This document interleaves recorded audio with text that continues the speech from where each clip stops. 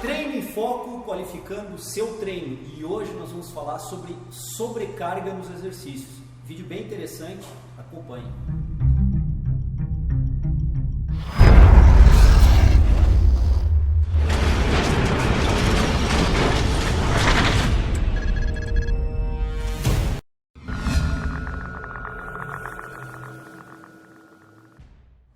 Bem, pessoal, nós vamos discutir hoje sobrecarga nos exercícios.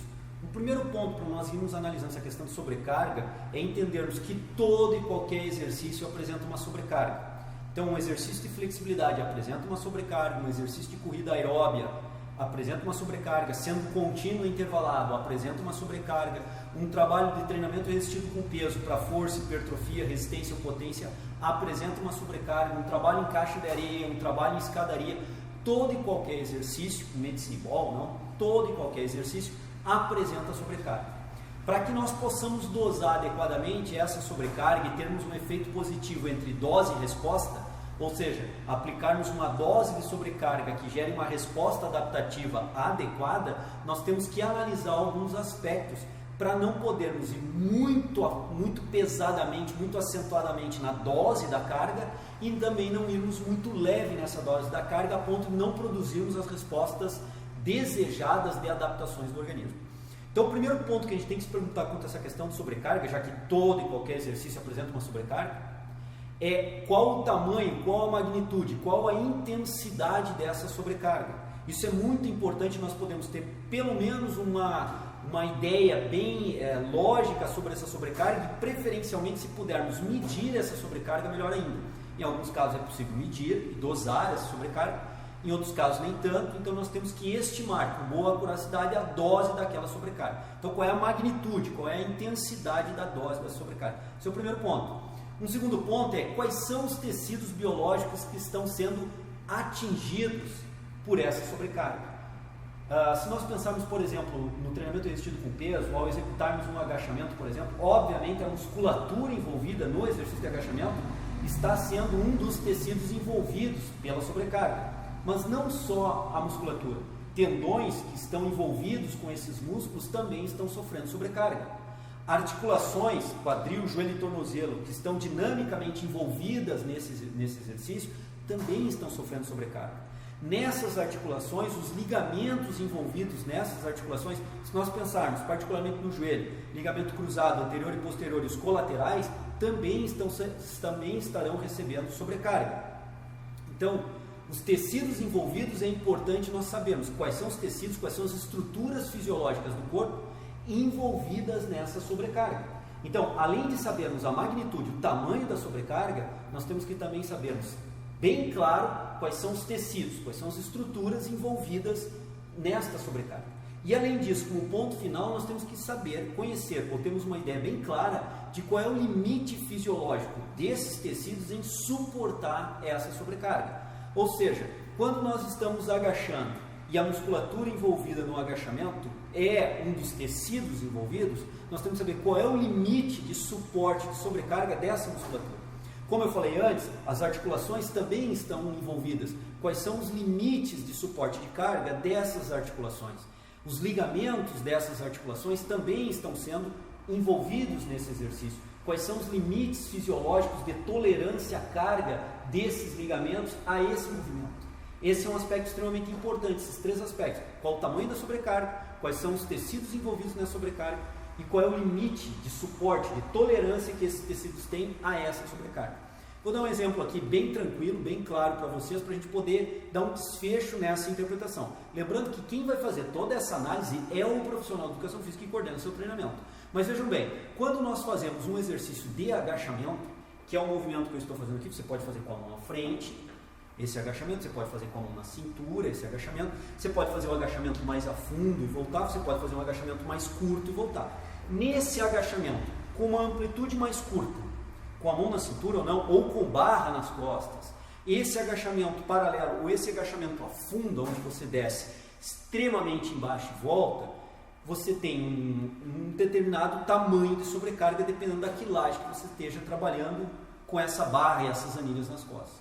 Você tem estruturas que estão sendo envolvidas, não só a estrutura muscular, mas também a estrutura cartilaginosa, a estrutura articular, os ligamentos e também os tendões. Todas essas estruturas estão fortemente envolvidas durante a execução do exercício.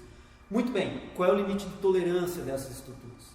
A partir da ideia desse limite de tolerância, qual é a condição atual de limite de tolerância dessas estruturas, nós podemos pensar, por exemplo, no ângulo para agacharmos. Se nós pensarmos no ligamento cruzado posterior, ele é um ligamento solicitado durante o movimento em cadeia fechada do agachamento. Então, se eu for executar o exercício de agachamento com a barra, vamos imaginar que eu estou com a barra aqui, Anílias, e vou fazer o movimento de agachamento. O meu ligamento cruzado posterior está sendo solicitado, está sendo tensionado para manter a articulação de uma forma estável durante a flexão do joelho. Um detalhe importante é que em um ângulo curto, eu tenho uma solicitação do ligamento cruzado posterior menor. Em um ângulo maior, eu tenho uma solicitação maior do ligamento cruzado posterior. E num ângulo bem a fundo, onde eu desça de uma forma mais significativa, eu tenho uma solicitação ainda maior do ligamento cruzado posterior. Aqui eu estou pegando um detalhe para fazer a interpretação do desfecho do raciocínio de hoje. Então vejam bem, o ângulo ao qual eu vou agachar vai depender das condições atuais do meu ligamento em suportar essa tensão para manter a estabilidade do joelho, já que quanto mais eu angular, mais a fundo eu for, maior será essa solicitação do ligamento cruzado posterior. Nessas condições, é claro que, se nós pensarmos na musculatura de glúteo máximo, por exemplo, também maior será a solicitação do glúteo máximo, quanto maior for o ângulo em que eu vier a agachar. Então nós temos duas estruturas que vão receber carga, no caso do exemplo que eu estou discutindo aqui, estrutura ligamentar e estrutura muscular. Obviamente, do nosso interesse é fazer um agachamento mais a fundo para solicitarmos de uma forma mais eficiente a musculatura, por exemplo, de glúteo máximo, que quanto maior o ângulo, maior a sua solicitação. Por outro lado, quanto maior o ângulo de movimentação, maior também será a solicitação do ligamento cruzado posterior. Nessas condições, qual é o limite de sustentação de carga? Qual é o limiar de sustentação de carga dessas duas estruturas? É um ponto crucial, fundamental de ser analisado durante o exercício, até mesmo para determinarmos qual é o ângulo que esse indivíduo irá executar inicialmente um exercício de agachamento. Por exemplo, eu estou fazendo o agachamento como um exemplo para discutir essa questão de sobrecarga de hoje no Treino em Foco, qualificando seu treino. Isso é o que deve ser pensado. O que nós temos que interpretar também é que, por exemplo, um ligamento, como um músculo, como um tendão, como uma articulação como um todo, responde cronicamente ao treinamento. Haverá, ao longo de um período de treinamento, uma resposta adaptativa, uma adaptação crônica ao longo do tempo, irá melhorar a capacidade tensional, a capacidade de suportar a tensão do ligamento cruzado posterior, por exemplo. Então, diante desse raciocínio de melhora evolutiva das estruturas que são atingidas pela sobrecarga, nós podemos pensar que a prescrição do exercício, ela passa a ser circunstancial. O que nós queremos chamar com essa questão de prescrição do exercício circunstancial? Hoje, talvez pela força muscular que o indivíduo apresente aqui, por exemplo, está saindo do sedentarismo, está iniciando um programa de exercício físico e está começando nesse programa de exercício físico o agachamento, talvez hoje, nesse primeiro momento, o agachamento deva ser feito num ângulo mais curto de execução. Porque nesse ângulo mais curto, embora eu não solicite tão fortemente a musculatura, eu não estou solicitando também tão fortemente assim o ligamento cruzado posterior, mas estou estimulando esse ligamento cruzado posterior. Conforme o indivíduo evolui na força, vai evoluir também na força ligamentar, na capacidade de suportar essa tensão, especificamente aqui no exemplo, ligamento cruzado posterior. Então, o ângulo que hoje pode não ser muito adequado para esse indivíduo, um ângulo mais a fundo, pode futuramente passar a ser um ângulo adequado de execução do agachamento, ir a fundo e voltar, inclusive com sobrecargas. Porque a prescrição ela deve ser vista como circunstancial, a partir dessa ideia de adaptação crônica. O que não é muito adequado hoje, a partir do momento que em 3, 4, 6, 8 meses o indivíduo evolui a sua força ligamentar, pode passar a ser adequado. E pode passar a ser adequado porque agachando mais a fundo terá uma solicitação mais interessante de glúteo máximo. E pode ser que dentro do programa de treinamento a solicitação maior de glúteo máximo venha a ser um interesse da programação de treino. Mas no primeiro momento, essa evolução do agachamento a fundo pode não ser tão interessante assim, devido a uma sobrecarga muito forte em ligamento cruzado posterior, para um ligamento que está saindo do sedentarismo, que não tem fortalecimento, pode não se tornar tão interessante assim. No Treino em Foco de hoje eu tentei colocar essas ideias de sobrecarga e tentar fazer um desfecho agora dessa ideia de sobrecarga, mostrando que a prescrição do exercício, reitero, ela é circunstancial. O que muita gente nos pergunta no Treino em Foco é até que ângulo ele deve fazer o movimento de agachamento. Nós vamos no Treino em Foco Análise de Exercício agora no segundo semestre analisar o agachamento e variações do agachamento. Mas essa pergunta que reiteradamente a gente recebe no Treino em Foco, qual o ângulo que eu devo agachar, ela depende de condições das estruturas envolvidas no agachamento, se suportam ou não aquele agachamento mais a fundo ou não. Fato é que o agachamento a fundo ele traz alguns benefícios musculares, mas ele cobra das estruturas envolvidas, e aí eu falo em cartilagem, em ligamentos, em tendões, ele cobra dessas estruturas envolvidas um esforço maior. A pergunta é, o limite de tolerância dessas estruturas está ainda dentro de um limite aceitável? Nós estamos ultrapassando esse limite. Por isso que o ângulo de agachamento ele passa a ser, num primeiro momento, extremamente circunstancial. Num primeiro momento, um ângulo mais curto pode se tornar o ângulo mais adequado, mas no futuro, um ângulo mais aprofundado, um agachamento mais a fundo, passa a ser o mais adequado. Então, tudo isso tem que ser colocado numa balança. Fato é que no Qualificando Seu Treino de hoje, nós tentamos trazer essa ideia.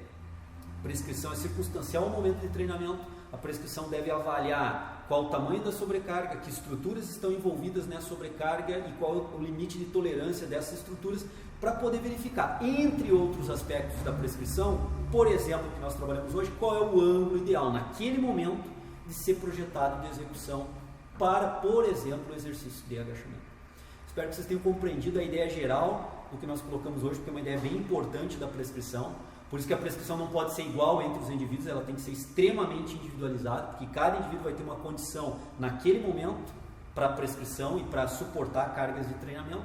E lembrando que todo exercício apresenta uma sobrecarga e a gente tem que discutir e entender melhor essa sobrecarga. Foi o que nós tentamos fazer aqui hoje em linhas gerais, de uma forma básica, sem um aprofundamento maior. Lembrando, para aqueles que vão nos perguntar, que o exercício de agachamento e suas variações nós vamos tratar no Treino em Foco Análise de Exercício agora no segundo semestre. Lembrando que amanhã então nós temos a Treino em Foco Análise de Exercício, onde nós vamos analisar mais um exercício para ombros. Grande abraço, guardo vocês amanhã. Série única se refere a se fazer uma única série para cada exercício. Nós não entendemos isso como o mais adequado. Nós entendemos que talvez aí 2, 3 séries possa dar um volume de repetição muscular do exercício mais adequado. Até porque nós temos que pensar assim, o que seria mais importante no treinamento iniciante, para o indivíduo iniciante?